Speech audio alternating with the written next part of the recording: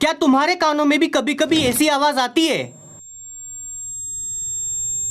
पर यह आवाज है किस चीज की और कहां से आती है? तो देखो, इसे टिनाइटस बोलते हैं। नहीं, टिटेनस नहीं, टिनाइटस। तो जब भी कोई आवाज हमारे कानों में आती है तो कान उस आवाज को इलेक्ट्रिकल सिग्नल में कन्वर्ट कर देता है ताकि वो सिग्नल ब्रेन के पास पहुंच सके। अब आवाज को इलेक्ट्रिकल सिग्नल में कन्वर्ट करने की प्रोसेस में कान का एक बहुत इंपॉर्टेंट पार्ट कोकिलिया काम आता है। इस कोयले के अंदर छोटे छोटे सेल्स होते हैं जो आवाज के हिसाब से वाइब्रेट होते हैं और उसे इलेक्ट्रिकल सिग्नल में